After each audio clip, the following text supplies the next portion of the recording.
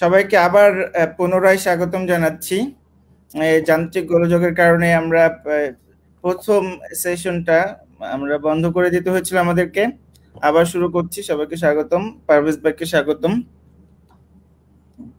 তো আমরা যেখানে ছিলাম যে আমাদেরকে কেউ কেউ সমালোচনা করছেন যে আমাদের পা হচ্ছে ভূতের মতো পিছন দিকে, আমরা পিছন দিকে যাচ্ছি। তো এই বিষয়ে পারভেজ ভাই কথা বলছিলেন, তো ওখান থেকে আবার শুরু করতে পারেন। হ্যাঁ, আমি আসলে যেটা বলতেছিলাম যে ধরেন মদিনা বলতে কিন্তু আমি কিন্তু ধরেন কখনো এমন কিছু বলি নাই, বা ধরেন আমার বইয়ে বা অন্যান্য বিভিন্ন সময়ে যে আমাদের মানে আপনি যদি দেখবেন যে জিহাদ ও খেলাফতের সিলসিলাতে আমি যেটা বলছি মূলত আজিজ আল আজমের অনুসরণে, যে আসলে এবং এটা সত্যি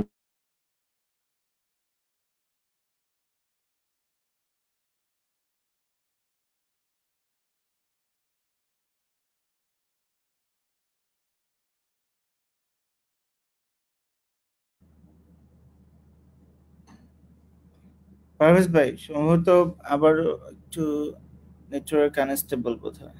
মানে ইসের মতো ছিল আর কি। হ্যাঁ, আপনার আবার ধরেন একটা সর্বোচ্চ আপনি ইউটোপিয়া শব্দটা ব্যবহার করতে পারেন, যদিও 100% অ্যাপ্রোপ্রিয়েট হবে না, জাস্ট বুঝানোর খাতিরে আর কি, যে it was not something you can repeat.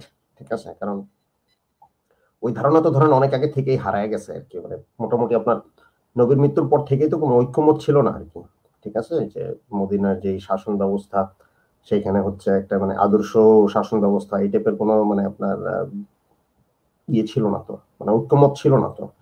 মানে আপনার শিয়াদের যে বিভাজনটা শুরু হয়েছে আলীরে কেন্দ্র করে, তা তো আসলে ধরেন নবীর মৃত্যুর পর থেকেই হয়েছে। হ্যাঁ, এবং এরপরে উমাইয়ারা আসছে, আব্বাসীয়রা আসছে, তারপরে ধরেন সালতানাত যুগ আসছে। হ্যাঁ, ওসমানী খেলাফত, সাফাবি, মুঘল, নানান রকম শাসন ব্যবস্থা আসছে, কিন্তু আসলে ধরেন ওই যে মদিনার কোনো একটা আদর্শ সিস্টেমে ফেরত চাইতে পারবে এরকম তো ধারণা ছিল না। মানুষ মাহদির আগমন, ঈসা মসিহের আগমনের একটা মানুষের মধ্যে একটা আকাঙ্ক্ষা ছিল, মুসলমানদের মধ্যে। দুনিয়াবি দিন পারফেক্ট না, ঠিক আছে, মানে ওইরকম একটা পারফেক্ট দিন আবার পৃথিবীতে ফেরত আসতে পারে একমাত্র শেষ বিচারের দিনে আর কি। ঠিক আছে, মানে মাহদি মসি আসার পরে আর কি। এইটা আপনার বড় গুরুত্বপূর্ণ একটা যাকে বলে থিম, আপনি যেটাকে মাহাদি প্যারাডাইম বলেছেন। তো এটা তো একটা দিক, পাশাপাশি যে কোনো একটা টেক্সট, সেটা আমি যেহেতু আইনের মানে শিক্ষক এবং শিক্ষার্থী, সুতরাং আমি কিছুটা বুঝতে পারি। পাশাপাশি সাহিত্য নিয়েও আগ্রহ আছে, ধর্ম নিয়েও আগ্রহ আছে। তো একটা টেক্সট যখন ইন্টারপ্রেট আমরা করতে যাই, সেই টেক্সটটা যখন আমরা আমাদের সময় ইন্টারপ্রেট করি, তো ব্যাপারটা কিন্তু আমাদের আমাদের সময়ের ইন্টারপ্রিটেশনটা আমাদের মতোই হয়। সুতরাং সেটা আমরা যতই চেষ্টা করি মানে পেছন দিকে তাকাতে, আমরা আসলে আমাদের সময় থেকেই একটা টেক্সটকে ইন্টারপ্রেট করি, ব্যাখ্যা করি। তো সেই দিক থেকে আসলে আমাদের বর্তমান পরিস্থিতি, আমাদের বর্তমান রাজনীতি, আমাদের এমনকি আমি বলবো এই যে আমাদের সামাজিক ন্যায় বিচার ধারণার ক্ষেত্রে আলোচনা করতে গেলে দেখা যাবে যে মানুষের চরিত্রটা কি, মানুষের প্রকৃতি কিরকম, এইটা কিন্তু গুরুত্বপূর্ণ অবদান রেখেছে ইসলামের টেক্সট গুলো ইন্টারপ্রেট করার ক্ষেত্রে। এবং এগুলো নিয়ে নানা ধরনের স্কুল আছে, মানে ধারা আছে। আমরা বলতে পারছি না যে আমরা যদি 1500 বছর আগেকার টেক্সটের দিকে তাকাইও সবাই একইভাবেই তাকাবো। সুতরাং এই দিক থেকে মনে করার কিছু নেই যে অন্যরা, বিশেষত যারা ইসলামী রাজনীতি করে, তাদের মতোই আমাদের পাঠটা হবে। না না, সেটা তো অবশ্যই না। আর একটা ব্যাপার হচ্ছে ধরেন মদিনা বলতে আমি যেটা বুঝাইছি সেটা হচ্ছে যে ধরেন আমি একটা প্যারাডিগম্যাটিক এক্সাম্পল আর কি। হ্যাঁ, যেটা আমরা ধরেন প্রথম পর্বেই আলোচনা করছিলাম। মানে ধরেন মদিনা তো একটা হিস্টোরিক্যাল একটা ঘটনা আর কি। ঠিক আছে, হ্যাঁ, নবী মক্কা থেকে মদিনায় হিজরত করছে, একটা রাজনৈতিক প্রতিষ্ঠান সেখানে, একটা নগর সেখানে প্রতিষ্ঠিত হয়েছে। হ্যাঁ, সেই নগর থেকে একটা সময় ধরেন মানে নবীর আমলেই একরকম আরবের মরুভূমিতে একটা মানে শাসন ব্যবস্থা কায়েম হয়েছে সেই নগরে কেন্দ্র রাখা। ঠিক আছে, হ্যাঁ, এখানে ছোট্ট করে একটা ফুটনোট দিয়ে রাখা যেতে পারে যে ওই মক্কা থেকে যখন যাওয়া হয় ওই জায়গাটার নাম কিন্তু আদিতে মদিনা ছিল না, ওইটার নাম ছিল ইয়াথরিব। কেউ ইয়াথরিব, কেউ ইয়াসরিব বলে। তার মানে ওইখানে একটা নগর বা একটা সভ্যতা বা যেটাই বলি নগর রাষ্ট্র, কারণ ওই পর্যন্ত তো আমরা দেখেছি তার আগে গ্রিসে নগর রাষ্ট্রের ধারণা ছিল, বর্তমান যে জাতি রাষ্ট্র সে ধারণা তখনও ছিল না। সুতরাং ওখানে বলা যেতে পারে একটা নগর রাষ্ট্রের মতো কিছু একটা প্রতিষ্ঠিত হয়েছে, এই কারণে নামটা হচ্ছে মদিনা, আল মদিনা দাস। তো তার মানে হচ্ছে আমরা যখন আমরা এই যে মদিনার পথে কথাটা বলছি এবং বাংলাদেশের মুক্তিযুদ্ধের প্রেক্ষাপটে আলোচনা করছি, তার মানে বাংলাদেশ রাষ্ট্রটা আমরা আসলে কিভাবে প্রতিষ্ঠা করতে চেয়েছিলাম সেটার কথা আলটিমেটলি কিন্তু আলোচনা করছি বা বোঝার চেষ্টা। আরো সহজ করে যদি বলি, মানে মদিনা শব্দটা ধরেন মদিনা বইয়ের ভূমিকাতে ব্যাপারটা আমি লিখছি যে মদিনা টার্মটা কেন আর কি, ঠিক আছে। মানে এক নম্বর হচ্ছে যে ধরেন মদিনা শব্দের অর্থ হচ্ছে নগর, একেবারে ধরেন আক্ষরিক অর্থ নগর আরবিতে, ঠিক আছে, হিব্রু ভাষায় নগর, ঠিক আছে। হ্যাঁ, এখন মানে আপনার আরামাইক ভাষাতেও তাই, বরং আরামাইক ভাষাতে রূপটা এখনো রক্ষিত আছে, মানে যেখানে দিন আছে সেটা হচ্ছে মদিনা, বা যেখানে দিনের বাস্তবায়ন ঘটে আর কি, ঠিক আছে। এখন মানে দিন বলতে এখানে একটা আইনের শাসন বা বিচার ব্যবস্থা আর কি। হ্যাঁ, মানে এই ব্যাপারটা মাথায় রাখা দরকার। মানে আপনার বই থেকে আমি একটা জায়গা থেকে একটু উদ্ধৃতি করি, তাতে বুঝতে আর একটু সুবিধা হতে পারে। যে যেমন আপনি উদাহরণ দিয়েছেন যে মদিনা, এদিক থেকে মদিনা অর্থ দিনের বাস্তবায়ন বা যেখানে দিনের বাস্তবায়ন ঘটেছে। এভাবে বলা যায় যে মাদ্রাসার কাজ যেমন দার্স বা শিক্ষার বাস্তবায়ন করা, মদিনার কাজ তেমন দিনের বাস্তবায়ন ঘটানো। যেখানে দিন নেই সেটাকে মদিনা বলতে পারি না। সুতরাং ইসলামের কথা বলে যদি মানে বা ন্যায় নীতি প্রতিষ্ঠিত না হয় তাহলে সেটাকে মদিনা বলতে পারছি না। তেমনি রাষ্ট্র, যত মুক্তিযুদ্ধের কথা বলি, যদি আমরা মুক্তিযুদ্ধের সাম্য, মানবিক মর্যাদা, সামাজিক ন্যায় বিচার প্রতিষ্ঠা করতে না পারি, সেটা মুক্তিযুদ্ধের ভিত্তিতে মদিনা রাষ্ট্র হয়েছে সেটা বলা যেতে পারে না, এক্স্যাক্টলি বলতে পারি না। হ্যাঁ, এক্স্যাক্টলি। সো এইখানে আসলে মদিনা বলতে মানে দিন বলতে আসলে বেসিক্যালি হচ্ছে ধরেন ওই আরামাইক, হিব্রু এবং ধরেন প্রাচীন আরবিতেও বেসিক্যালি যা বুঝাই না হইতো সেটা হচ্ছে যে বেসিক্যালি ধরেন মানে আক্ষরিক অর্থে বিচার, হ্যাঁ, ব্রড অর্থে একটা বিচার ব্যবস্থা, ঠিক আছে। হ্যাঁ, একটা বিচার ব্যবস্থা, সেই বিচার ব্যবস্থার সাথে অবশ্যই ফেইথের সম্পর্ক ছিল। আগের কালে তো ধরেন বিচার ব্যবস্থার সাথে রিলিজিয়াস থিওলজি এবং আপনার প্রতিষ্ঠানের সম্পর্ক ছিল আর কি, ঠিক আছে। হ্যাঁ, ইহুদিদের যে আপনার শরিয়া কোড সেটারও কিন্তু বলে বেইত দিন, ঠিক আছে, মানে দিনের ঘর। হ্যাঁ, হ্যাঁ, তো ধরেন ওরা অবশ্য হালাকা বলে শরিয়ার বদলে, কিন্তু মানে মিল আছে অনেক। আমি আসলে যেটা বলতে চাচ্ছি যে এইটা একটা ব্যাপার, মদিনা অর্থ নগর এক নম্বর। আর দুই নম্বর অর্থ হচ্ছে যে পুরনো ফিলোসফার যারা মানে মুসলিম দুনিয়ার, হ্যাঁ, তারা কিন্তু মদিনা শব্দটা ব্যবহার করতেন গ্রিক পলিটিয়া বা পলিটেইয়ার অনুবাদ হিসেবে আর কি, ঠিক আছে, সমর্থক শব্দ হিসেবে। মানে ধরেন সক্রেটিস যখন রিপাবলিক লিখছে, হ্যাঁ, সে তো মানে সরি প্লেটো যখন রিপাবলিক লিখছে, রিপাবলিক তো একটা আধুনিক নাম আর কি, অ্যাকচুয়াল যে শব্দটা সে ব্যবহার করছে সেটা হচ্ছে পলিটেইয়া, ঠিক আছে। তো এই যে পলিটেইয়া শব্দটা ধরেন আল ফারাবি যখন লিখছে, সে কি লিখছে? মদিনা, ঠিক আছে। হ্যাঁ, এবং আল ফারাবির চিন্তাতেও মানে সবচেয়ে পারফেক্ট আদর্শ মদিনা ছিল নবী যে মদিনাটা বানাইছে। হ্যাঁ, বাট ব্যাপারটা এরকম না, ইসলামিস্টদের মতো না যে ওইখানে ফেরত যাওয়ার ব্যাপার আর কি। ব্যাপারটা হচ্ছে যে মানে একজন ফিলোসফার কিং যখন একটা নগরে থাকে, দেন সেটা হচ্ছে একটা আদর্শ রাষ্ট্র, ঠিক আছে, মানে একেবারে প্লেটোনিক সেন্সে। হ্যাঁ, ফিলোসফার কিং যদি নাই থাকে, মানে নবী টাইপ, একজন নবী টাইপ ফিলোসফার কিং যখন না থাকে, তখন তো বেসিক্যালি আসলে ওই ধরনের একটা নগর বা নগর রাষ্ট্র তো আসলে নাই। এটা একটা সেন্স আর কি। হ্যাঁ, মানে মুসলিম চিন্তায় ফিলোসফার বলেন, থিওলজিয়ান বলেন, এবং আপনার মাহাদি ধারার বিভিন্ন বিপ্লবী আন্দোলন বা লোক বা নেতা বলেন, মানে সবসময় একটা কমন বিলিফ যেটা, সেটা হচ্ছে যে ধরেন অন্তত নবীর পর থেকে মোটামুটি একটা সময় গিয়ে আর কি একটা এস্টাবলিশ হয়ে গেছে যে এখন এটা নাই দুনিয়ায়, ঠিক আছে। দূর ভবিষ্যতে মুহাম্মদ নামে আরেকজন আসবে, মানে কখনো মোহাম্মদ নামে, কখনো ধরেন আরো বিভিন্ন নামে, আল কাইম, আল মাহাদি, নানান নাম, ঠিক আছে। হ্যাঁ, হ্যাঁ, আসবে। তিনি আসার পরেই হচ্ছে আবার হচ্ছে ধরেন ওই যে নবীর আমলের যে দিন ওটা ফেরত আসবে, মানে বেসিক্যালি একটা মেসিয়ানিক আকাঙ্ক্ষা যে দুনিয়ায় ন্যায় বিচার নাই, সেই ন্যায় বিচারটা ফেরত আসবে, এরকম আর কি। হ্যাঁ, মানে ঘটনা হয়েছে কি আমার কাছে একটু বলে নি ভাই, কেউ কেউ বলছিলেন যে আপনার শব্দ নাকি স্পষ্ট শুনতে পাচ্ছেন না। আমি তো শুনতে পাচ্ছি এবং আমি চেক করে দেখলাম, আমি অন্য পাশ থেকেও আমি শুনতে পাচ্ছি, কিন্তু কেউ কেউ বলছেন যে আমার শব্দটা শোনা যাচ্ছে ভালো মতো, আপনারটা শোনা যাচ্ছে না, কিন্তু শুনতে পাচ্ছি। তো কি হচ্ছে ব্যাপারটা আমি বুঝতে পারছি না। অন্যরাও কি একটু বলবেন কিনা যে পারভেজ ভাইয়ের কথাটা শুনতে পাচ্ছেন কিনা আপনারা, তাহলে একটু ক্রস চেক করা গেল যে আসলে শোনা যাচ্ছে কিনা। আমরা কথা চালিয়ে নিই, দেখা যাক যে এটা রেকর্ড হিসেবে থাকে কিনা। যদি থাকে তাহলে তো এটা আপনারা পরেও শুনে নিতে পারবেন। তো আমার মনে হয় থাকবে, যদি আপনি শুনতে পান সেক্ষেত্রে থাকবে আর কি। হোপফুলি না থাকলে সেটা একটা আনফরচুনেট ব্যাপার আর কি। উইয়ার্ড দেখছেন, ইন্টারনেট কিন্তু আসলে টেকনোলজির সমস্যা আছে কত। আমরা টেকনোলজির প্রায় মনে করি স্বয়ংভূ, আসলে তো এগুলো সব যন্ত্রপাতি, নষ্ট হইলে এটা আর পাওয়া যায় ঠিক আছে। এনিওয়ে যেটা বলতেছি আর কি, তো আপনার মানে মদিনা মানে দিনে ধরেন আমরা যখন সূরা ফাতিহার কথা বলি আর কি, সূরা ফাতিহার মধ্যেই আমরা প্রথমে মানে আল্লাহ সম্বন্ধে আল্লাহর তিনটা নাম, মানে তিনটা গুণাবলী বা তিনটা বৈশিষ্ট্য কিন্তু আমরা স্মরণ করে ফেলাই, ঠিক আছে। হ্যাঁ, আলহামদুলিল্লাহ রাব্বুল আলামিন, রব, ঠিক আছে, প্রভু, ঠিক আছে, সব দুনিয়ার প্রভু। আলহামদুলিল্লাহ রাব্বুল আলামিন আর রহমানির রহিম, পরম করুণাময়, মালিক ইয়াউমিদ্দিন, শেষ বিচারের দিনের প্রভু, শেষ বিচারের দিনের মালিক, ঠিক আছে। ওইখানে দিন শব্দটাই কিন্তু মানে শুধু ব্যবহার করছে, মানে শেষ বিচার কথাটা নাই, কিন্তু আলটিমেটলি বুঝাইছে হচ্ছে শেষ বিচারের দিন, মানে শেষ বিচারটা বুঝাইছে আর কি, ঠিক আছে। এখন দিন অর্থটা মানে দিন দিন নিয়ে প্রচুর ব্যাখ্যা থাকতে পারে, অনেক অনেক রকম ব্যাখ্যা দিতে পারে। এইটা হচ্ছে দিন, ঠিক আছে, হ্যাঁ, বা এই হইলে দিন থাকে, এই হইলে থাকে না।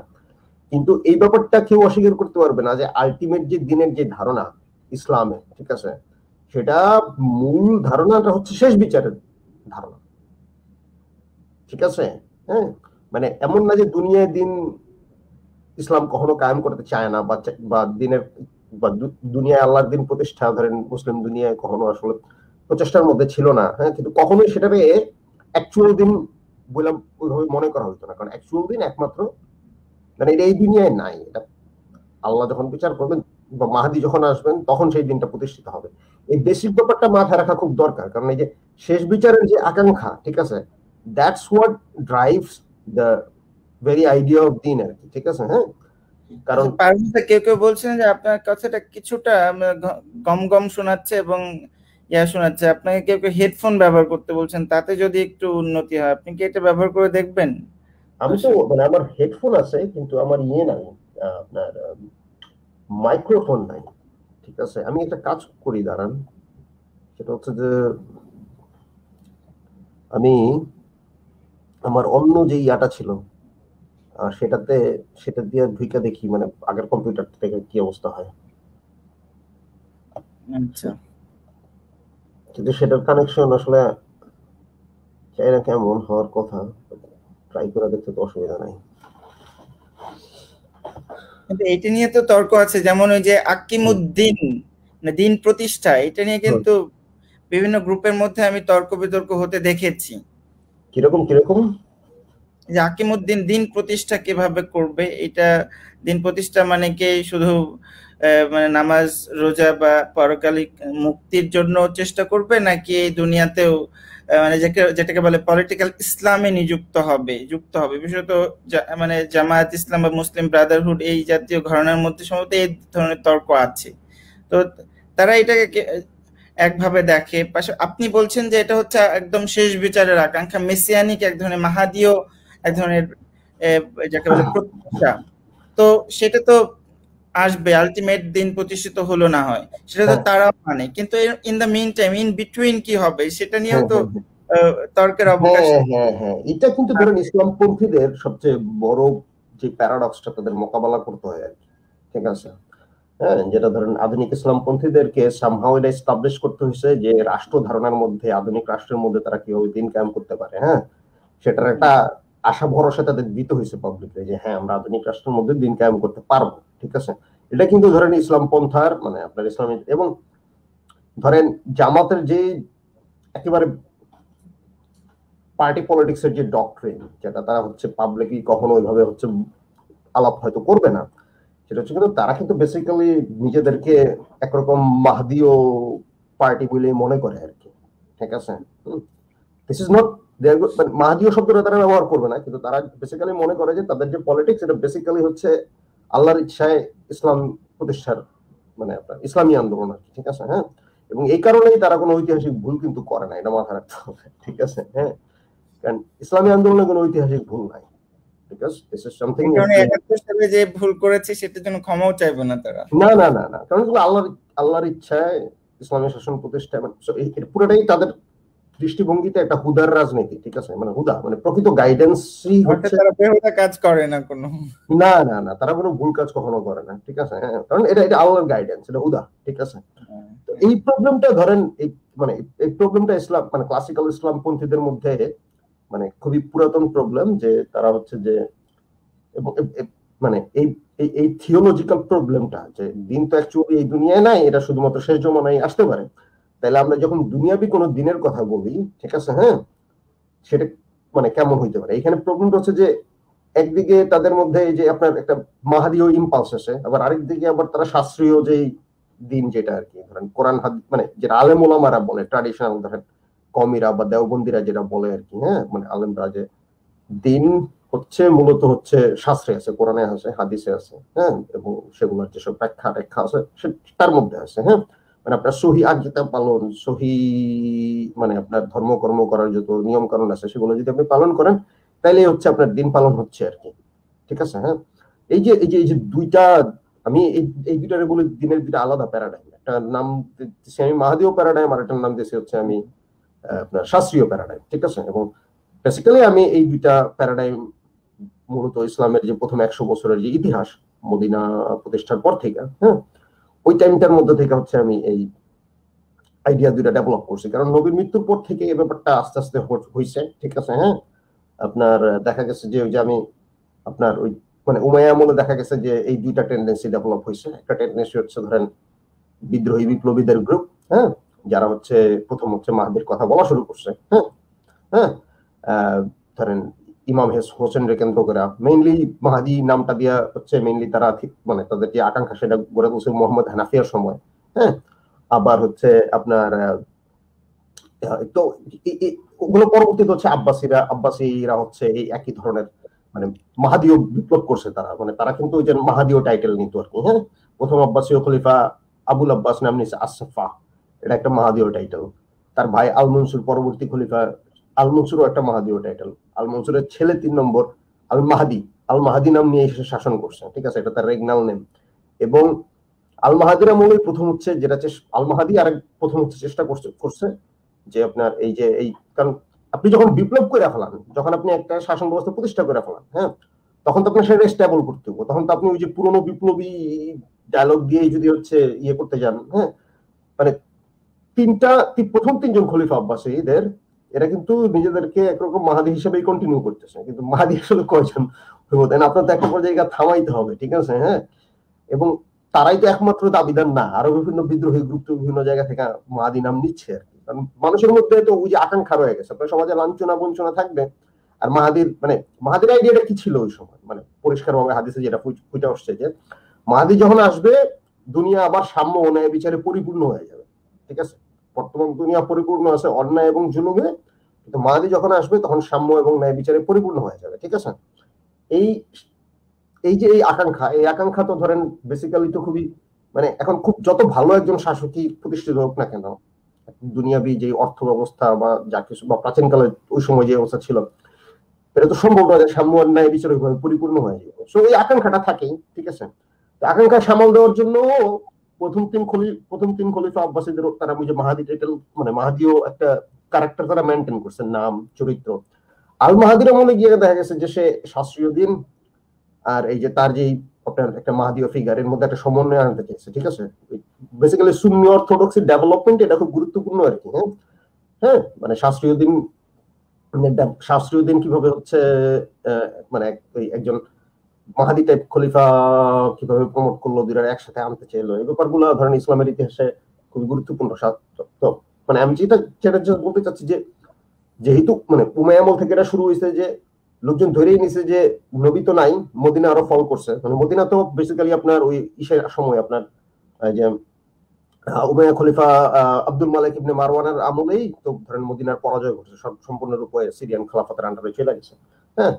মোহাম্মদ হানাফিয়া মারা গেছে একটা পর্যায়ে গিয়া, ঠিক আছে। তারপর হচ্ছে আপনার মুক্তারও এক সময় মারা গেছে। তো আমি বলতে মানে পরবর্তীতে মানে এই টোটাল টাইমটার মধ্যে যত বিদ্রোহী বিপ্লবীরা আছে এরা হচ্ছে একদিকে হচ্ছে প্রচার করা শুরু করছে যে মাহাদি আসলে হচ্ছে ন্যায় বিচার আর সাম্য প্রতিষ্ঠিত হবে, মানে দিন প্রতিষ্ঠিত হবে। আর ওইদিকে হচ্ছে আপনার এই বলতে তারা কি বোঝাতো, তাহলে এখন আমাদের এটা বোঝা দরকার, মানে এই যে যারা মেসিয়ানিক এক্সপেকটেশন নিয়ে ছিল তাদের ক্ষেত্রে তারা দিন বলতে কি বোঝাতো, যে কোন অন্যায়গুলোকে তারা আইডেন্টিফাই করতো এবং সেগুলোর বিরুদ্ধে তাদের জেহাদ ছিল, সেটা আমাদের এই আজকের আলোচনার বিষয়বস্তু। এর মধ্যে সামাজিক ন্যায় বিচারটা কিভাবে ছিল সেটা আমরা বোঝার চেষ্টা করতে পারি।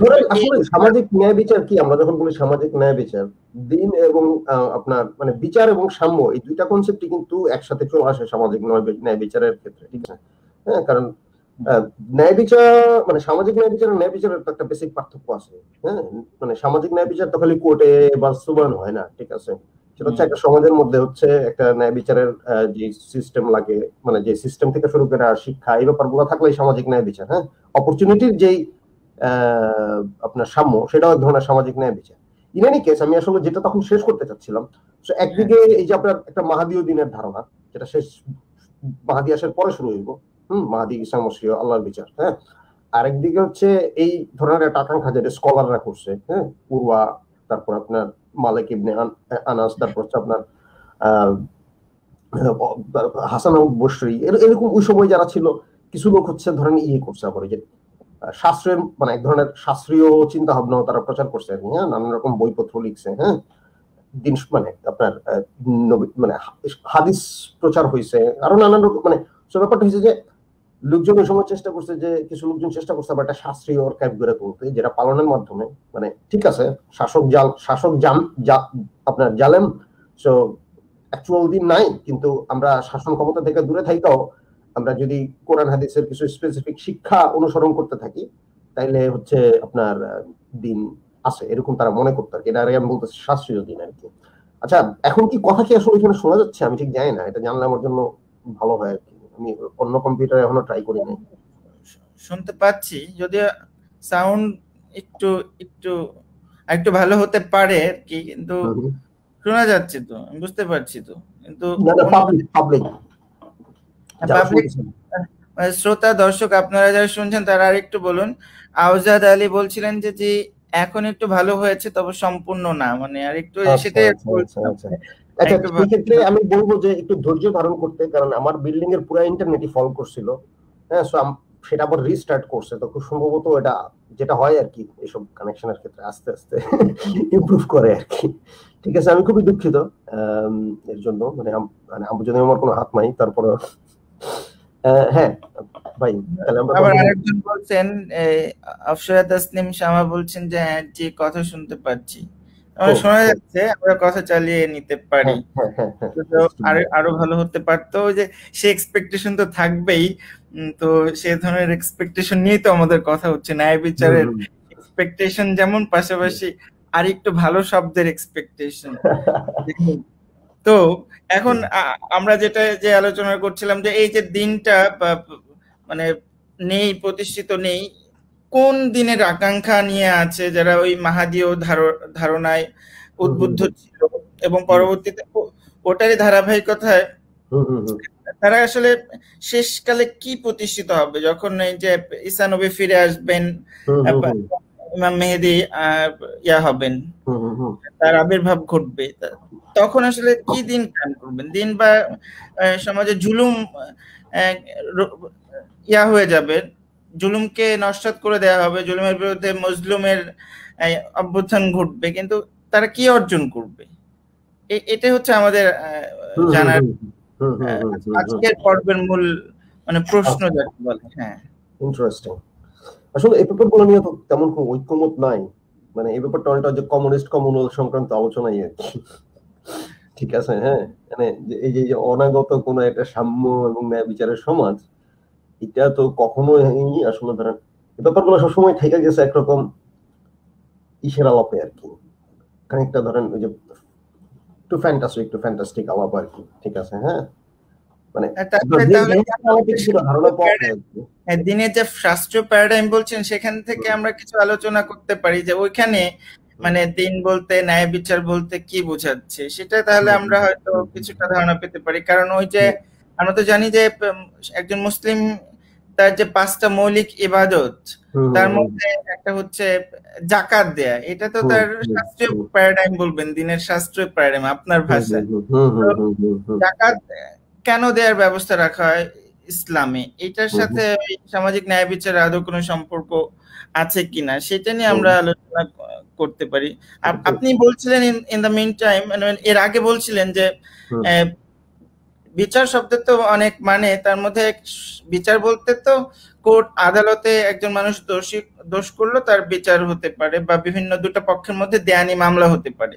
সেক্ষেত্রে যেমন একটা ন্যায় বজায় রাখা দরকার, ন্যায় বিচার হওয়া দরকার, যেটা অনুপস্থিত বাংলাদেশে নানা নানা কারণে, সেটা যাকে বলে আইনের শাসন বা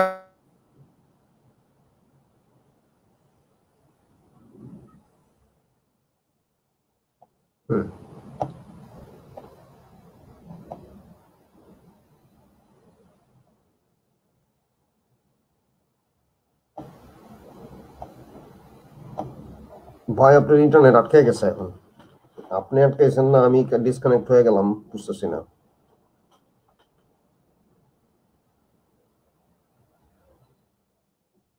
খুবই দুঃখজনক আজকে।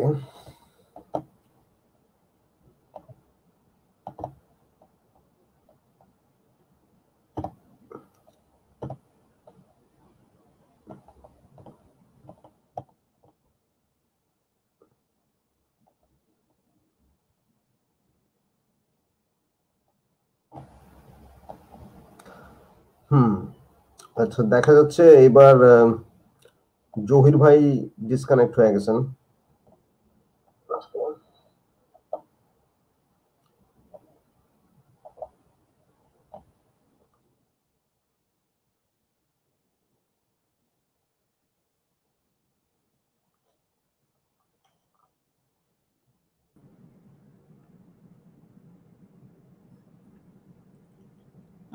এবার বোধহয় আমার এই পাশ থেকে ইন্টারনেটে এবার আপনার ওইখান থেকে। সরি দর্শক বৃন্দ, সরি, খুবই আমাদের এবার খুবই ট্রাবল হচ্ছে, তারপরেও আমাদের সংগ্রাম চলবে, জনতার সংগ্রাম চলবে, আপনাদের সংগ্রামও চলুক, আমাদের সাথে সাথে আপনারাও আমাদের সাথে থাকুন। তো ভাই আমি একটু যে আপনার প্রথম প্রশ্নটাই আমার মনে হয় একটু ইয়া করা দরকার, একটু আপনার সাম আপ করা দরকার। সেটা হচ্ছে যে মানে এই যে মদিনার পথে আসলে কি, মানে আপনার ধরেন আমরা যখন মদিনার কথা বলতেছি আর কি, ঠিক আছে, মানে পিছে এটা আগে যাওয়া বা পিছে যাওয়ার ব্যাপার না, এটা বেসিক্যালি ধরেন এই ব্যাপারটা বোঝা যে মানে মদিনা প্যারাডাইম বলতে মানে তার মধ্যে দিন কিভাবে থাকে, সেটা হচ্ছে যে মানে এরকম একটা সিচুয়েশনে থাকে যে মানে বেসিক কথা হচ্ছে যে দুনিয়া আমরা যে সময় আছি বর্তমানে, মানে সেই বর্তমানে হচ্ছে ন্যায় বিচার নাই। হ্যাঁ, এটা একটা সিচুয়েশন, দিন বা ন্যায় বিচার নাই। সেটা কোথায় থাকতে পারে? সেটা থাকতে পারে যে এক হচ্ছে শাস্ত্র অনুসরণ করার মাধ্যমে, হ্যাঁ, বা আইন অনুসরণ করার মাধ্যমে, আরেকটা হচ্ছে বিপ্লব করার মাধ্যমে, ঠিক আছে। হ্যাঁ, মানে এই সিচুয়েশনের মধ্যে যে দিন কিন্তু নাই, এটা অনুপস্থিত, কিন্তু অনুপস্থিত থাইকাও এটার এক ধরনের উপস্থিতি আছে, ঠিক আছে, মানে এটা একটা গায়েব জিনিস যেটা আছে, ঠিক আছে। হ্যাঁ, কিভাবে আছে? একটা ধারণা যে শাস্ত্রের মধ্যে আছে, আর একটা ধারণা হচ্ছে যেটা বিপ্লব করে করতে হবে, ঠিক আছে। হ্যাঁ, এইটা হচ্ছে আমি যেটা বলতেছি আর কি, ধরেন মদিনা প্যারাডাইম আর কি, ঠিক আছে। এবং সেটা ধরেন আসলে পিছে যাওয়া আগে যাওয়ার কিছু নাই, এটা আপনি এটা একটা এক্সাম্পল। এই স্ট্রাকচারটা আপনি ধরেন বাংলাদেশের মুক্তিযুদ্ধ নিয়ে চিন্তা করতে পারেন যে আমরা মুক্তিযুদ্ধ করে একটা রাষ্ট্র তৈরি করছি, সেই রাষ্ট্রের মধ্যে যে ধরেন যে সাম্য মানবিক ন্যায় বিচারের যে মানে মূল যে দাবি ছিল, যার জন্য এই রাষ্ট্র প্রতিষ্ঠা হয়েছে বা এই বাংলাদেশ নামক মদিনা প্রতিষ্ঠা হয়েছে। খেয়াল করেন, বাংলাদেশ আপনার বড় ভাইয়ের এই ব্যাপারটা বোঝা দরকার যে আমরা যখন বলি যে বাংলাদেশ নামক মদিনা, দিস ইজ মিনস মানে ওই মদিনায় ফেরত যাওয়া না, বাংলাদেশ একটা মদিনাই, কারণ এটা প্রতিষ্ঠা হয়েছেই হচ্ছে দিন প্রতিষ্ঠার জন্য। হ্যাঁ, কিছু কিছু মানে সাম্য মানবিক মর্যাদা ন্যায় বিচারের যে মানে যে মূল্যবোধ সেটা প্রতিষ্ঠার জন্য, হ্যাঁ, মানুষের অধিকার প্রতিষ্ঠার জন্য। কিন্তু এরপরে কি হয়েছে যে আমাদের মধ্যে ধরনের কিছু লোক মনে করে যে মানে পুরোপুরি সংবিধান মানে একেবারে সাংবিধানিক আইন ঠিকঠাক মতো অনুসরণ করলে, আইন ঠিকঠাক মতো প্রয়োগ হলে হচ্ছে এটা প্রতিষ্ঠা করা সম্ভব।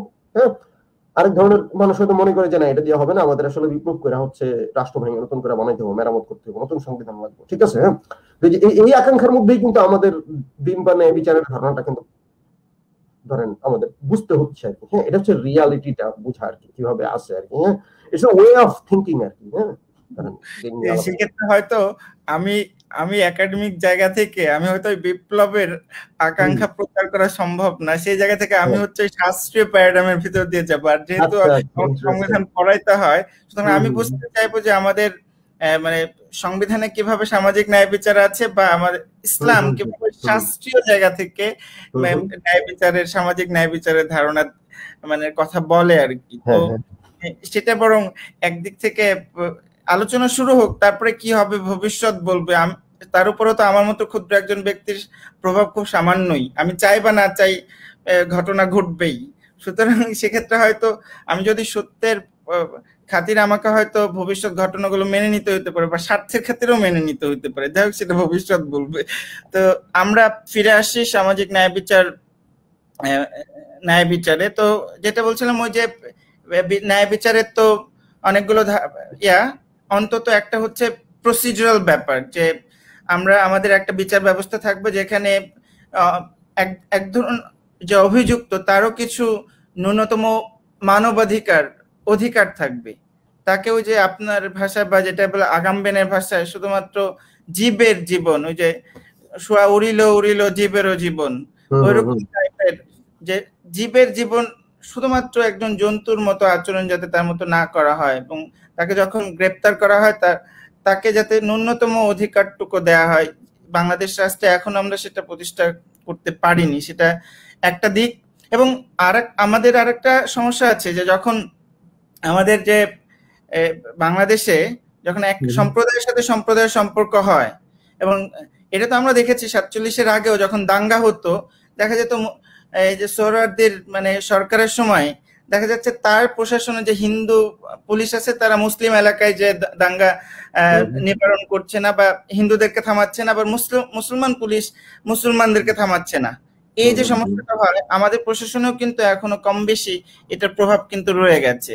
যে এই যে সাল্লার ঘটনায় দেখা যায় পুলিশ চাইলে কিন্তু পারতো মানে ওই গরিব লোকগুলোর ঘর বাড়ি কিন্তু বাঁচাতে।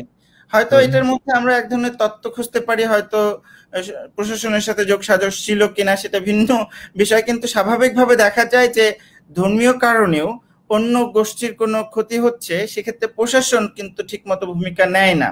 এটা হচ্ছে দক্ষিণ এশিয়ার বাস্তবতা, যে সেই জায়গা থেকেই মূলত সাম্প্রদায়িকতার ব্যাপারটা ওঠে।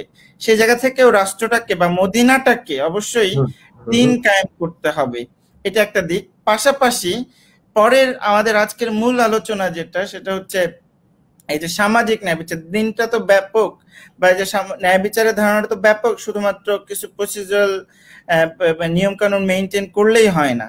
সমাজেও এমন একটা ব্যবস্থা রাখতে হয় যার ফলে জনগণ আইন অন্তত আইন অন্তত কিছুটা পরিমাণে তার কাছ থেকে আমি আইনটা মানিয়ে নিতে পারি, বা বলা যেতে পারে এটা ওই গ্রামশীর ভাষায় যে জনগণের উপরে এক ধরনের হেজিমনি প্রতিষ্ঠা করা যায়, তার কাছ থেকে সম্মতিটা আদায় করে নেওয়া যায় আইনের ক্ষেত্রে। সেটা হচ্ছে কিছু মানুষেরকে কিছু অধিকার দেয়া, স্বাধীনতা বা ইত্যাদি স্বাধীনতা তো আছে যেগুলোকে আমরা পলিটিক্যাল মানে রাইটস বলছি, পাশাপাশি সোশ্যাল ইকোনমিক কিছু রাইটস এর জায়গা থেকে একটা রাষ্ট্রটাকে মানে গঠন করা। আমাদের সংবিধানে পার্ট 2-তে সেই ধরনের অধিকার দেওয়া হয়েছে, যেমন আমাদের 15 নম্বর আর্টিকেলে অনুচ্ছেদে বলা হচ্ছে যে খাদ্য, বস্ত্র, বাসস্থান, শিক্ষা, চিকিৎসা এই 5টা মৌলিক চাহিদা রাষ্ট্র পূরণ করবে। এবং আমরা বর্তমানে করোনা পরিস্থিতিতে দেখতে পাচ্ছি স্বাস্থ্যের জায়গা থেকে অনেকেই স্বাস্থ্য সেবার মানে একটা সংকট তৈরি হচ্ছে। তো এটা কিন্তু ওয়াদা করেছে রাষ্ট্র, কিন্তু রাষ্ট্রকে আমরা বাধ্য করতে পারি না, এইটা একটা দিক। কিন্তু আমরা এই জায়গাটা দেখতে পাচ্ছি, এবং এই পুরো বাংলাদেশের মানে বলছি যে সংখ্যাগরিষ্ঠ জনগণ ইসলাম অনুসরণ করে, যেখানে ইসলামেও ওয়েলথ ট্যাক্স দেওয়া হয়েছে, জাকাতের মাধ্যমে ধন সম্পদের উপর একটা ট্যাক্স বা কর আরোপ করা হয়। কিন্তু সেটা করা হয় তার মানে কি, যাতে সমাজে ধনী নির্ধন এই বৈষম্যটা খানিকটা কমিয়ে আনা যায়। তার মানে এই জায়গা থেকেও কিন্তু আমরা মিল দেখতে পাচ্ছি, কিন্তু তারপর আমরা 50 বছরেও সেই সামাজিক ন্যায় বিচারটা কিন্তু বাংলাদেশে প্রতিষ্ঠা করতে পারছি না। এই জায়গা থেকে আমরা পরের আলোচনাগুলো নিয়ে যাব। যেমন আমি এখন আমাদের কাছে প্রশ্ন হচ্ছে, আপনি ব্যাপারটাকে কেমনে দেখেন যে ইসলামের, কেউ কেউ বলবে যে জাকাতের মাধ্যমে ইসলাম একটা সোশ্যাল ওয়েলফেয়ার রাষ্ট্র প্রতিষ্ঠা করার চেষ্টা করেছে, কেউ মাওলানা ভাসানী বলবে যে আল্লাহ যেহেতু মালিক, সমস্ত কিছু তৈরি করেছেন, আল্লাহ সমস্ত কিছু মালিক, সুতরাং আল্লাহর নামেই আমরা আল্লাহর মালিকানা প্রতিষ্ঠা করব, ব্যক্তির কোনো মালিকানা থাকবে না। এটাও একটা ধারা। তৃতীয় আর একটা ধারা হচ্ছে যেটা কিনা একদম পুঁজিবাদী অর্থনৈতিক ব্যবস্থাটাকেই মানে সমর্থন করে, যে বলে যে হযরত মুহাম্মদ সাল্লাল্লাহু আলাইহি ওয়াসাল্লাম ব্যবসা বাণিজ্য ইত্যাদি বিষয়গুলোকে প্রমোট করেছেন এবং আমরা পুঁজিবাদী অর্থনৈতিক ব্যবস্থাটাকেই চালু রাখবো। সেক্ষেত্রে অবশ্যই তিনিও হয়তো স্বীকার করবেন যে এই ট্যাক্সেশন মাধ্যমে কিছুটা মানে বৈষম্য খানিকটা কমিয়ে আনা যাবে, কিন্তু চূড়ান্ত বৈষম্য কমানোর কোনো প্রয়োজন নেই, ইসলামের শিক্ষা সেটা না। এই জায়গা থেকে যে বিভিন্ন ভার্সন ন্যায় বিচারে, সামাজিক ন্যায় বিচারে ইসলামের যে নানা ধরনের ভার্সন আছে, এই বিষয়ে আপনার অভিমত কি? এই বিষয়ে আলোচনাটা করুন। এই বিষয়ে মানে প্রথমে বলা নেই, আপনি যেমন শাস্ত্রীয় দিনের জায়গা থেকে একটা চিন্তা করতেছেন, তেমনি আমিও আবার একটু মাহাদীয় দিনের জায়গা থেকে একটু ইন্টারভেন করবো আর কি। সমস্যা নেই, আবার সেইটুকু মানে দরকার আছে। এটা না করলে কিন্তু আমরা শাস্ত্রীয় দিন এখন যে ক্রাইসিস বা সংকটে আছে বাংলাদেশে, সেটা তো আমরা সলভ করতে পারবো না। ঠিক আছে, আগে ক্রাইসিসটা আমাদের স্বীকার করতে হবে। এই যে মৌলিক অধিকার যেগুলো সাংবিধানিক ভাবে আমাদের স্বীকার করা হয়েছে, ঠিক আছে, সেই মৌলিক অধিকার কিন্তু আবার বাতিল হয়ে যেতে পারে যখন জরুরি অবস্থা জারি হয়।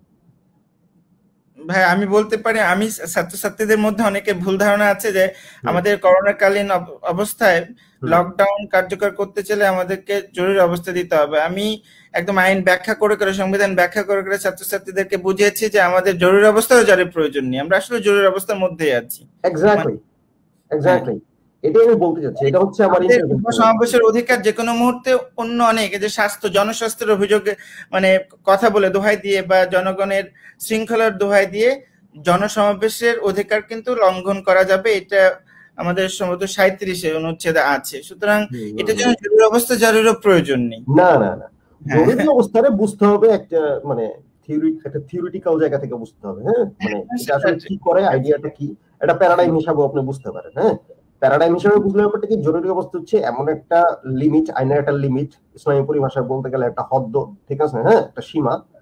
ওই যে সীমাটার বাইরে গিয়ে আইন থাকে না, আইন নিজেরা বাতিল করে দেয়। হ্যাঁ, কারণ আপনার বাংলাদেশের সংবিধানে যে মৌলিক অধিকার গুলা স্বীকার করা হয়েছে, জরুরি অবস্থার ক্লজে বলা হয়েছে যে জরুরি অবস্থা ঘোষণা হইলে সে সব অধিকারই বাতিল হয়ে যাবে। আপনার খাদ্য, বস্ত্র, চাকরি, ঠিক আছে, এমনকি মানে নিজের যে মানে মুভমেন্টের যে স্বাধীনতা অধিকার, সেটাও নাই হয়ে যাবে। আপনার খালি একটা অধিকার থাকবে বাংলাদেশের সংবিধান মতে জরুরি অবস্থায়, সেটা হচ্ছে আপনার ধর্ম পালনের অধিকার, ঠিক আছে, মানে ধর্মীয় স্বাধীনতা। ঠিক আছে, ইন্টারেস্টিংলি বাংলাদেশে মানে এইভাবে চিন্তা করলে বেসিক্যালি বাংলাদেশের ধর্ম জিনিসটার অবস্থান সবসময় জরুরি অবস্থায়।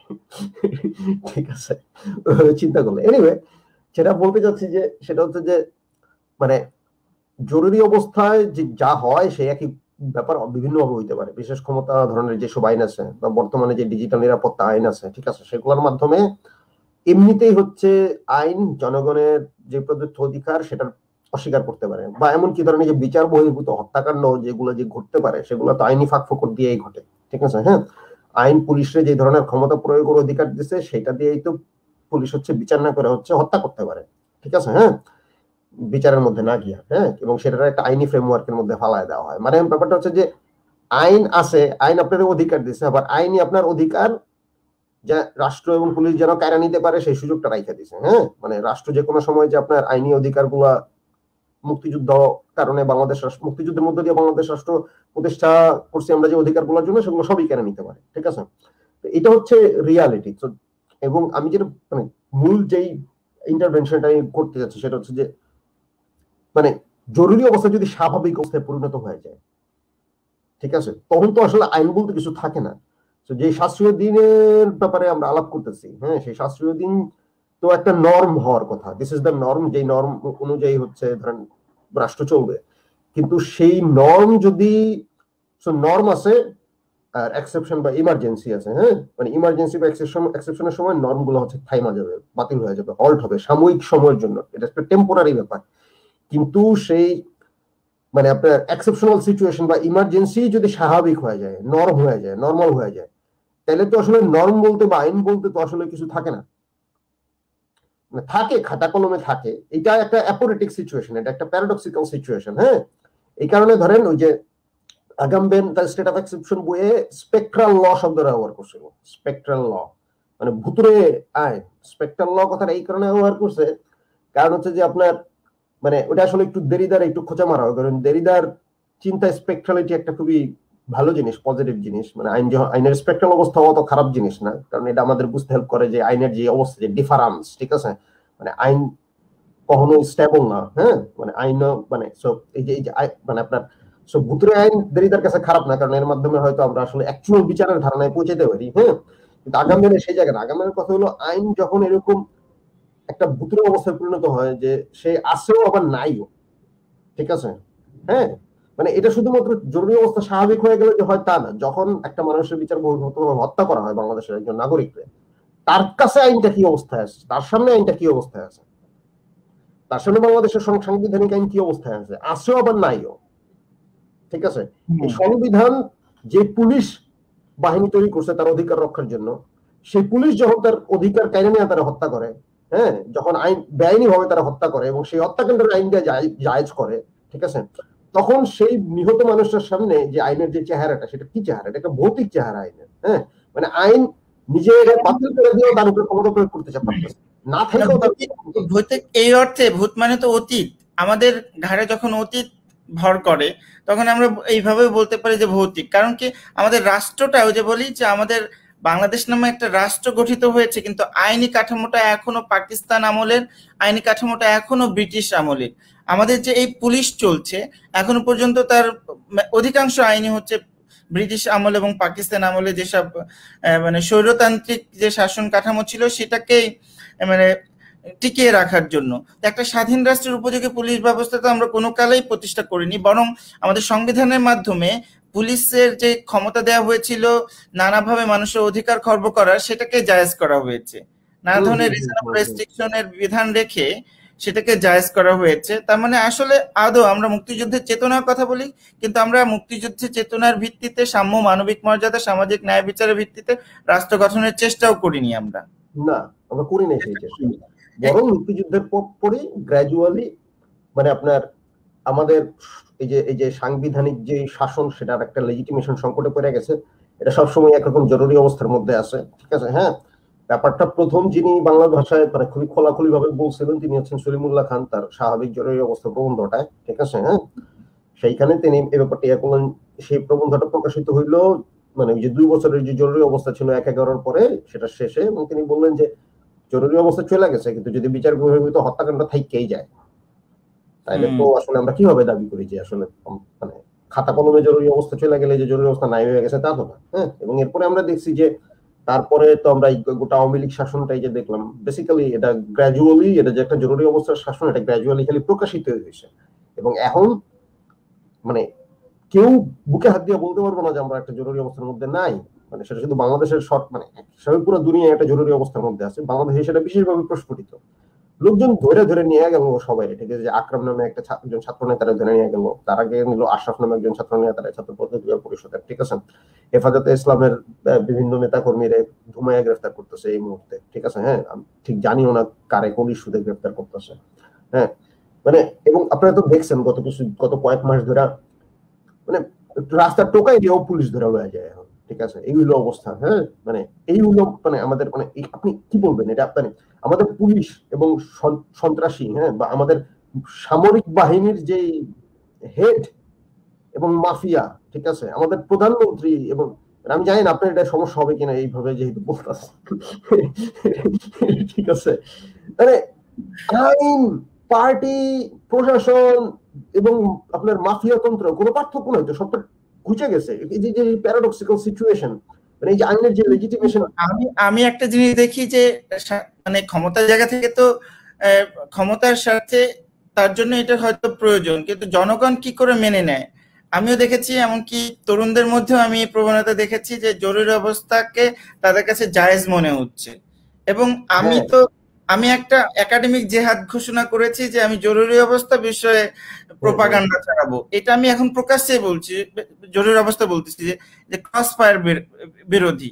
হ্যাঁ যে হ্যাঁ হ্যাঁ ক্রস হ্যাঁ ফায়ার কোন একটা ভদ্র সভ্য যেখানে বিচার ব্যবস্থা আছে সেখানে এটা চলতে পারে না, চলতে পারে না পারে না, কোনোভাবেই। চলতে পারে না। যেই সমাজে কিন্তু এটা এটার হয় এবং পাবলিক সমর্থন দেয় সেই সমাজে কোনো আইন নাই, হ্যাঁ, আইন মানে অ্যাকচুয়াল কোনো আইনি ব্যবস্থা নাই। এবং সেই সমাজে আসলে এরকমই ঘাড়ে আরো আরো খারাপ খারাপ জিনিসই আমাদের ভাগ্যে জুটবে যদি আমরা সমর্থন করি। কারণ আমি আমি আমি আমার আইনের শিক্ষার্থীদের বলি যে তাহলে আমাদের আইন পড়াটার অর্থটাই কি, যদি বিচার ব্যবস্থাটার উপরেই মানে বিচার ব্যবস্থা কাজই না করে হুম হুম তাহলে হুম। অ্যাজ এ লয়ার আপনার প্রফেশনটা কই যাবে? আপনার প্রফেশনটা কই যাবে? একদম প্রফেশনের জায়গা থেকে আমি তাকে মানে আমি তরুণদেরকে বোঝানোর চেষ্টা করি যে তাহলে কিন্তু এটা কোনোভাবেই মানে কাম্য হতে পারে না, কোনোভাবেই না। তো যাই হোক, তো এটা তো গেল একটা আসপেক্ট, হুম হুম মানে হুম এটা অবশ্যই হুম এই হুম। ব্যাপারগুলো যদি আমরা সমাজে প্রতিষ্ঠা করতে না পারি, যেখানে ন্যূনতম বিচারের ব্যবস্থা অভিযুক্ত ব্যক্তিরও তাকে মানে নিজের পক্ষে আত্মসমর্পণ করে বিচারকের সামনে কিছু বলার অধিকার যতক্ষণ পর্যন্ত আমরা প্রতিষ্ঠা না করতে পারছি, এবং যখন আমরা এটুকু নিশ্চিত করতে না পারছি কাকে গ্রেপ্তার করা হচ্ছে, কেন গ্রেপ্তার করা হচ্ছে।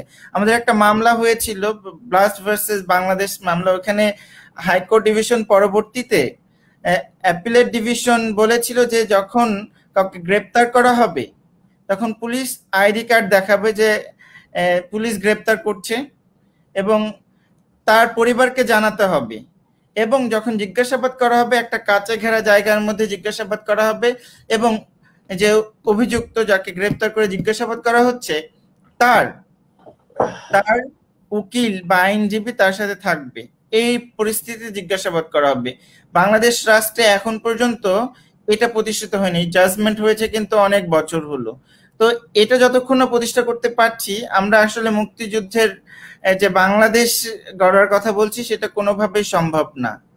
তো সাম্য, মানবিক মর্যাদা, সামাজিক ন্যায় বিচার কোনোভাবে প্রতিষ্ঠিত হয় না, মানবিক মর্যাদাই থাকে না যদি আমি বলি যে কাউকে যখন তখন ধরে নিয়ে যাওয়া যায়, তার উপর অমানবিক মানে অত্যাচার করা যায়, তাহলে কোনোভাবেই আমরা বলতে পারি না যে সেই লোকটাকে মানবিক মর্যাদা রক্ষা করা হচ্ছে, কোনোভাবেই হচ্ছে না। সেটাই সেটাই। কিন্তু সরকার এবং মিডিয়া যেভাবে মিল্লা হচ্ছে লোকজনের অডিও রেকর্ড ফাঁস করতেছে গত 10-15 বছর যাবত, ঠিক আছে, এটাও কোনো মানে 15 বছর যাবতে এটা হইতেছে আর কি, এটাও কোনো মানে মানবিক মর্যাদার প্রমাণ দেয় না আর কি। এটা বলে দেয় যে কতটা কতটা ভয়াবহ রকম মানে বাজে অবস্থায় আমাদের সমাজ আছে আর কি, সমাজ, রাষ্ট্র, প্রশাসন সবকিছু।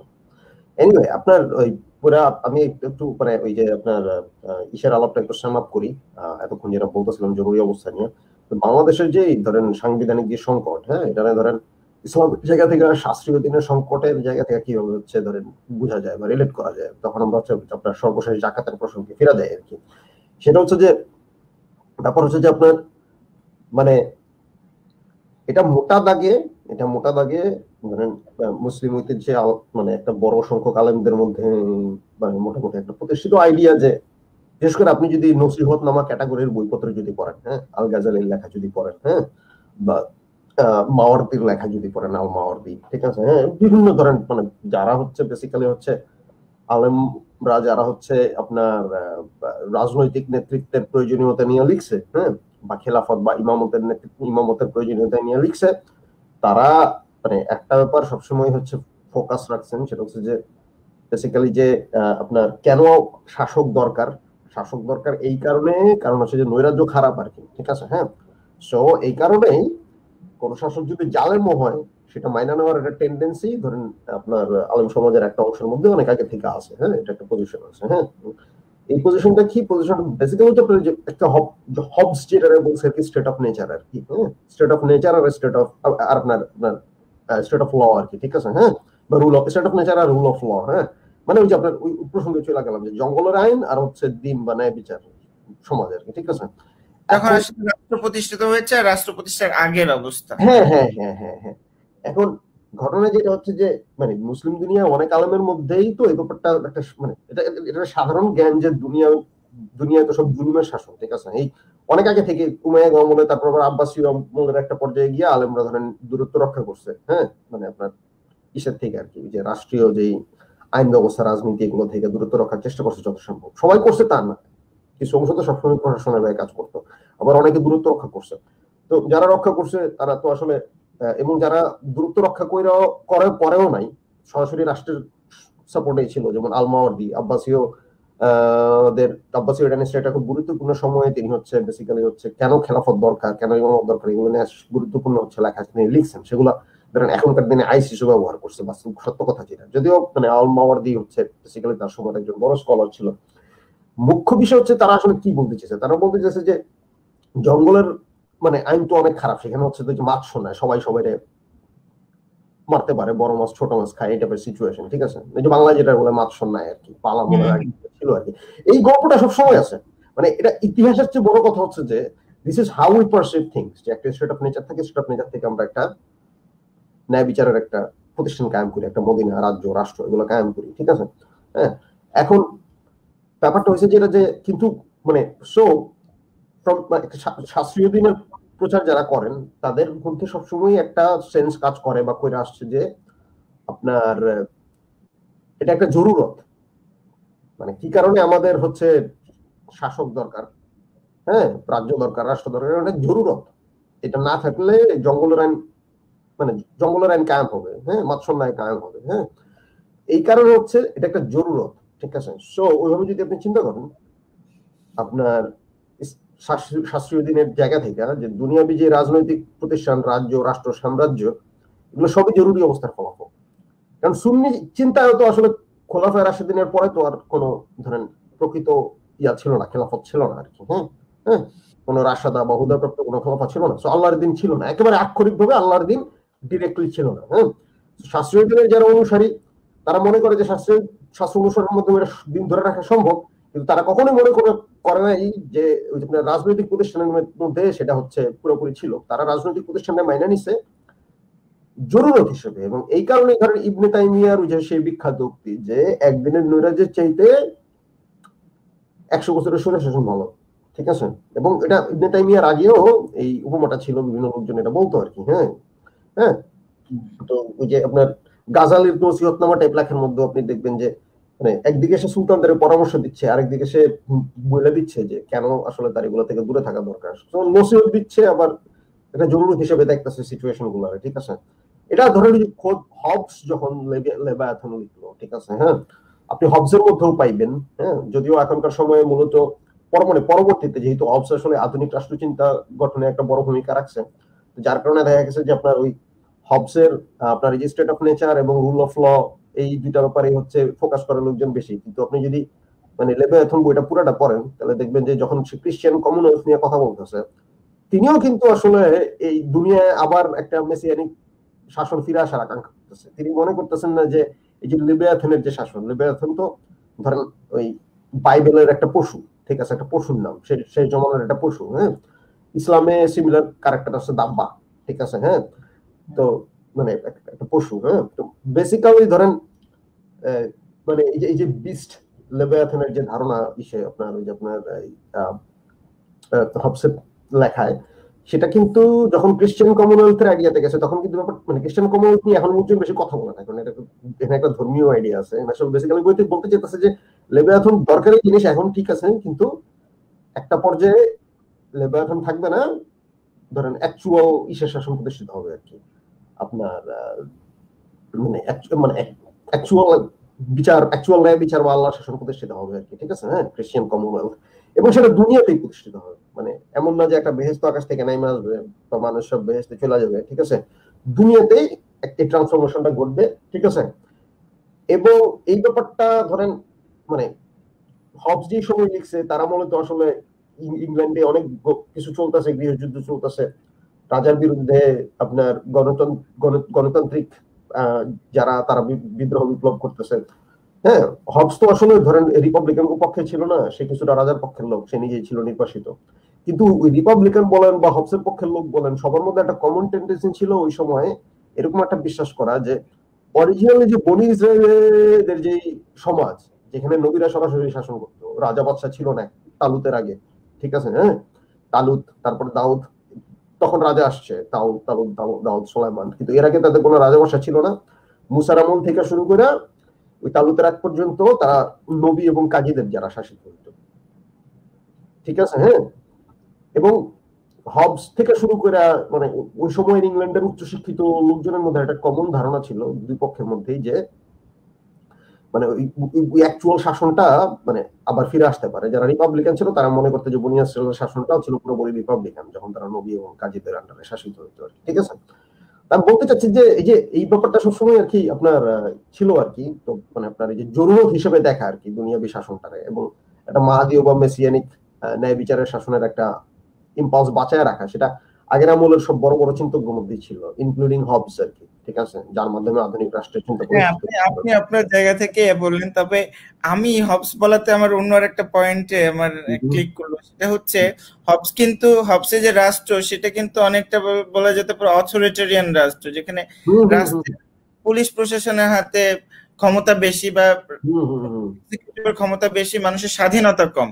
কারণ কি, এটার পেছনে কাজ করেছে হবসের মানুষের ধারণা বা মানব প্রকৃতির ধারণা, যে সে মানুষকে জঘন্য টাউট টাইপের এবং ন্যাস্টি ব্রুটিশ এবং তার জীবন খুবই সংক্ষিপ্ত ইত্যাদি কথা বলে সে বলেছে মানুষের একটা অধিকার তাকে দেয়া যেতে পারে, সেটা কি রাইট টু লাইফ। এটা না দিলেই না, কারণ এই মানুষের তারপরে আমাদের রাষ্ট্র হয়ে গেছে যে রাইট টু লাইফ ব্যাপারটাও নেই। হ্যাঁ, না এখানে ব্যাপার হচ্ছে হবসরা যেভাবে দেখতো যে ধরেন শাস্ত্রীয় দিনের জায়গা থেকে, হবস কিন্তু একজন থিওলজিয়ানও ছিল, ধর্মতাত্ত্বিক ছিল, হ্যাঁ, তারা যেভাবে দেখতো যে দুনিয়ায় যেই রাজা বা সার্বভৌম, যে সার্বভৌমত্ব যে আমরা মেনে নিচ্ছি কারণ এর জরুরত, কথাটা বুঝছেন না, যে ইবনে তাইমিয়া যে বলতেছে যে একদিনের আপনার নৈরাজ্যের চেয়ে 100 বছরের স্বৈরশাসন ভালো, কারণ তারা মনে করতেছে যে দুনিয়ার শাসন এরকমই, এটা জরুরত, ঠিক আছে, জরুরতের কারণে আমাদের এই ধরনের স্বৈরশাসন দরকার আর কি, ঠিক আছে, হ্যাঁ। তো ওইটা হচ্ছে ব্যাপার আর কি, প্রবলেমটা আমি ওটাই বলতে চাচ্ছি যে আপনি যখন বাংলাদেশের বর্তমান সাংবিধানিক সংকট আপনি দেখবেন, সেটা এখান থেকে দেখা যায় যে মানে শুধু ইসলামে না, গোটা ইব্রাহিমী ধর্মতাত্ত্বিক ঐতিহ্যেই দুনিয়াবী শাসনের যে মানে আপনার বিশেষ করে স্বৈর শাসনের ক্ষেত্রে, খারাপ শাসনের ক্ষেত্রে, জুলুমের শাসনের ক্ষেত্রে যে জরুরি অবস্থার থিওরি, যে ওইটা খারাপ হলেও আমাদের রাখতে হবে কারণ এটা জরুরত, নাহলে সবকিছু ভাইয়া হয়ে যাবে আর কি, ঠিক আছে। এটা একটা অ্যান্টিমাসি, এই জায়গায় গিয়ে শাস্ত্রীয় দিনের ইম্পালসটা খুবই অ্যান্টি মেসিয়ানিক হয়ে যায়, কথাটা বুঝছেন, খুবই অ্যান্টি মেসিয়ানিক, অ্যান্টি বিপ্লবী হয়ে যায় আর কি, ঠিক আছে। হবসের ক্ষেত্রে আমি যে কারণে খ্রিস্টান কমনওয়েলথের কথা বললাম, যে হবস আবার ওই মেসিয়ানিক ইম্পালসটা বাদ করে দিতে চায় না, সেদিন শেষে ওটা রাখছে, ওটা পরবর্তী স্টেজ হিসেবে রাখছে আর কি, ঠিক আছে, হ্যাঁ, ব্যাপারটা এরকম আর কি। ইন এনি কেস, জাকাতের আলাপটা দিয়ে এখন আমি একটু শেষ করি। জাকাতের যে কথাটা আপনি তখন বলতেছিলেন, জাকাত তো অবশ্যই ধরেন নবীন আমলের ওয়ান অফ দ্য আইডিয়া ছিল সামাজিক সাম্য প্রতিষ্ঠা করার জন্য, হ্যাঁ, তিনি যে সময়ে নবুয়ত প্রচার করা শুরু, তিনি যে সময় তার মানে আপনার সামাজিক এবং রাজনৈতিক প্রস্তাব, ধর্মীয় প্রস্তাব গুলা প্রচার করা শুরু করছে, ওই সময় তো আসলে ধরেন মক্কা এবং মানে আরবে মোটামুটি এক ধরনের মানে আপনার আনইভেন ডেভেলপমেন্ট এর একটা ব্যাপার ঘটছে আর কি, ঠিক আছে, যে ধরেন যারা একটু ব্যবসা বাণিজ্য করতো তারা ধুম করে খুব বড় লোক হয়ে গেছে, কিছু গোত্রপিতা পরিবার, ঠিক আছে, হ্যাঁ, ধরেন এই যে ইসেদের সাথে মানে আবু সুফিয়ানদের সাথে যে এত ঝামেলা, ওনার তো ব্যবসায় খুব ভালো ছিল আর কি, ঠিক আছে। নবী নিজেও তো ধরেন যে খাদিজার যে খাদিজা তার পাশে না থাকলে তারও অনেক ঝামেলা হতো, মানে খাদিজাও তো একজন বড় ব্যবসায়ী ছিল। তো ওই সময় যে ব্যাপারটা হচ্ছে যে আপনার একটা মানে তিনি যে সিচুয়েশন দেখছেন, সেইখানে জাকাত প্রথাটা এমন একটা কথা ছিল যার মাধ্যমে অপেক্ষিত সামাজিক সাম্য প্রতিষ্ঠা করা সম্ভব, এবং দ্যাট মিনস অলসো সামাজিক ন্যায় বিচারে, ঠিক আছে। কিন্তু মানে এবং তার সময়ে যদি আমি ভুল না করে থাকি, জাকাতের সিস্টেমটা ছিল যথেষ্ট পরিমাণ ডিসেন্ট্রালাইজড, কথাটা বুঝছেন, মানে মদিনাতে জাকাত পাঠাইতে হবে এবং সেখান থেকে সেটা ডিস্ট্রিবিউট হবে, ব্যাপারটা এরকম ছিল না আর কি। বিভিন্ন এলাকার লোকজন নিজেরাই জাকাত তুলে নিজেরাই সেটা ডিস্ট্রিবিউট করবে, ঠিক আছে। আচ্ছা, এই ক্ষেত্রে যে আমার একটা তাহলে মনে পড়লো, বাইতুল মাল ব্যাপারটা কি ছিল, মানে এই ব্যাপারটা বাইতুল মালের তো ধরেন যেটা হচ্ছে যে ধরেন বেসিক্যালি বাইতুল মাল তো একটা ছিল, সেটা নবীর আমলেও ছিল, কিন্তু এরকম না যে ধরেন সব জায়গা থেকে জাকাত সেই কেন্দ্রীয় বাইতুল মালে আসতে হবে, ঠিক আছে, হ্যাঁ। আমি যতটুকু বুঝি বা জানি যে তার আমলেও হয়তো ছিল বাইতুল মাল, হ্যাঁ, থাকার কথা।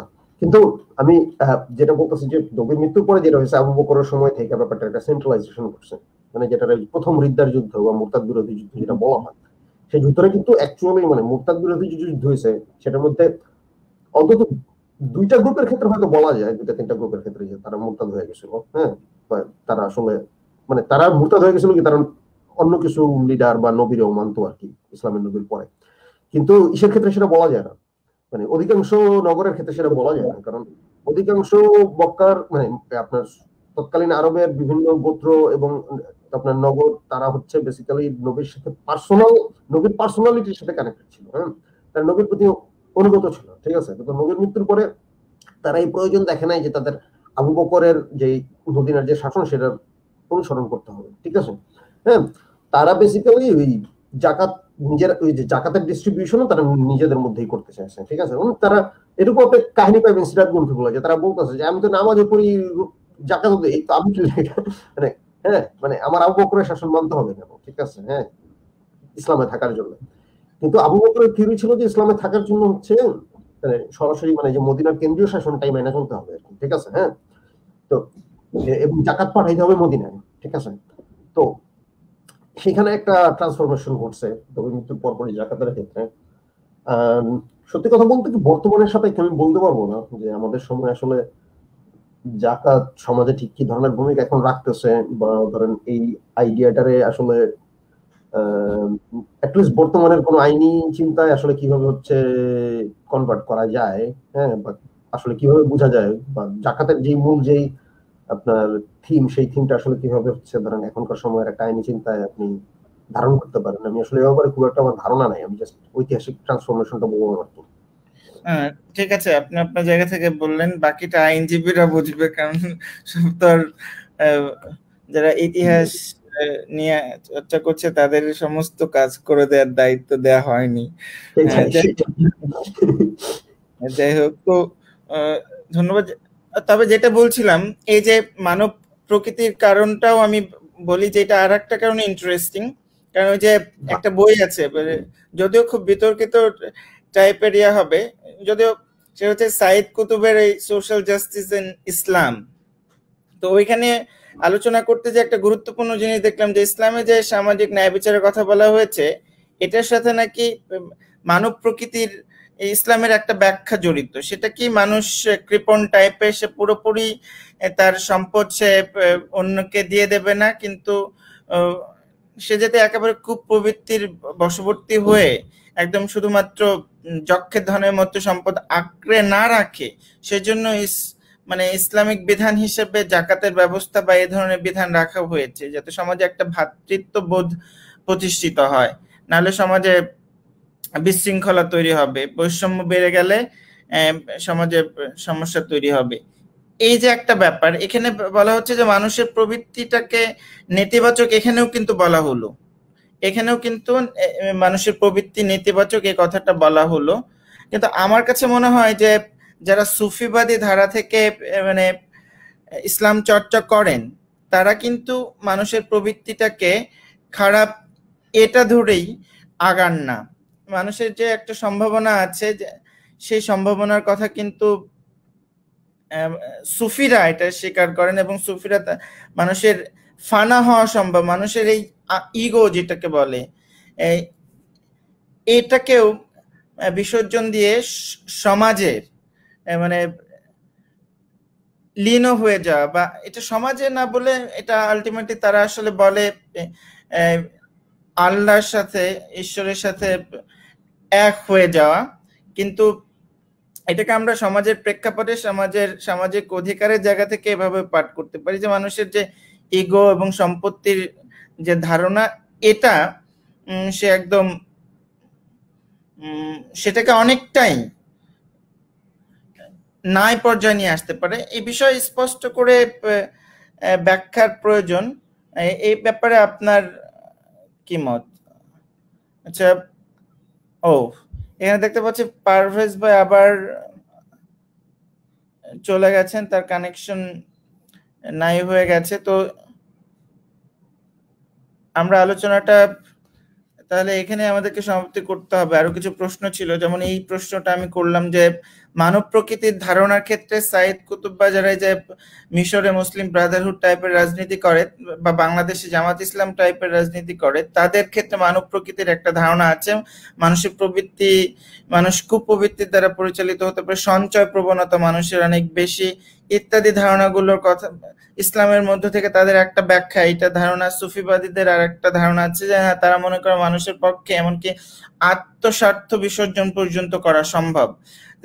এবং সেটারই প্রভাবে প্রভাবিত হয়ে মাওলানা ভাসানী এটাও বলেছিলেন যে এই যে ওনার একটা এমনকি মৃত্যুর আগ পর্যন্ত উনি এই যে রাজনীতিটা করেছেন সেটা হচ্ছে ভূমি সংস্কার করতে হবে এবং জনগণের যাতে কৃষকেরা যাতে ভূমির অধিকারটা পায় সেটা নিশ্চিত করতে হবে। সেই জন্য উনি বারবার এই ভূমি সংস্কারের কথা বলতেন এবং ভূমি সংস্কারের প্রেক্ষাপটে উনি বলতেন যে আমরা আল্লাহর নামে, যেহেতু আল্লাহ সমস্ত কিছু তৈরি করেছেন, আল্লাহ সমস্ত কিছু সৃষ্টি করেছেন, মালিক তিনি, সুতরাং ব্যক্তির কোনো মালিকানা সম্পত্তির উপরে থাকবে না এবং আল্লাহর নামে এটা রাষ্ট্রীয়করণ করা হবে, জমি জমা অন্তত, নট কলকারখানা। কারণ উনি মনে করেন না যে এখনই কলকারখানা সমস্ত কিছুই মানে মানে সরকারিকরণ, রাষ্ট্রীয়করণ করা সম্ভব, কিন্তু জমি জমা অ্যাটলিস্ট করা যেতে পারে।